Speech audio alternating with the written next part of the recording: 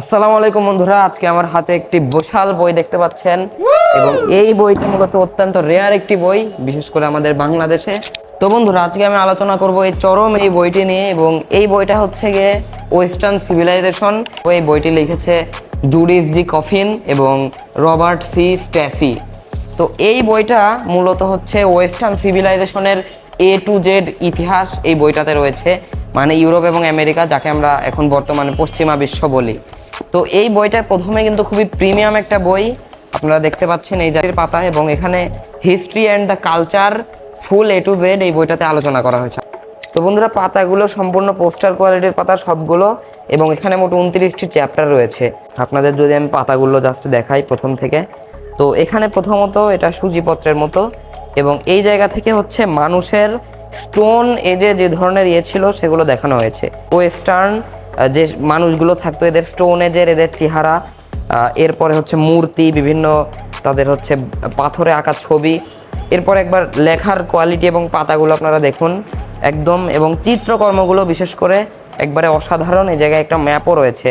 এটা মূলত মধ্যপ্রাচ্যের উপরের সাইডটা ইউরোপকে চিহ্নিত করেছে, এবং এই জায়গায় একটা কয়েন, এখানে কিন্তু তৈমুর লংয়ের ছবি কিভাবে সুন্দরভাবে ফুটিয়ে তোলা হয়েছে, এবং এখানে তৈমুর লংয়ের ইতিহাসও রয়েছে। এবং এটা এক ধরনের কোষের মতো, যেখানে সব কিছুই রয়েছে।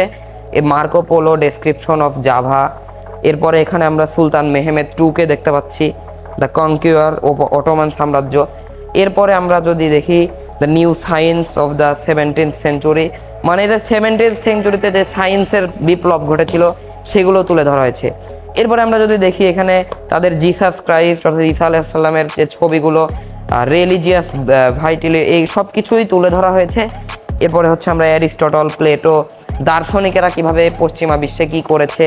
আমরা যদি এক একটা অধ্যায় দেখি, the impact of the new world of enlightenment thinkers, এবং এখানে সুন্দর সুন্দর ম্যাপের মাধ্যমে পাতাগুলো আপনাদের বইটা দেখলেই পড়তে মন যাবে এরকম।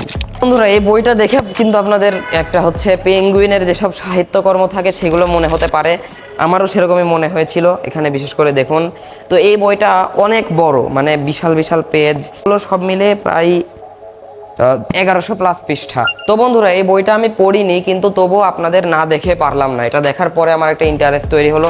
খুবই ভারী একটি বই এবং খুবই প্রিমিয়াম একটি বই। তো বন্ধুরা, এই বইটা আমার যদি আমি পড়া শুরু করি, আমার অনেক দিন সময় লাগবে। এখন আপনারা যদি চান তাহলে আমি একদিনে অল্প অল্প অল্প করে পড়ে আমি বইটা শেষ করে আপনাদের সাথে বিস্তারিত আলোচনা করতে পারি এক একটা ইতিহাস সম্পর্কে। Thanks for watching.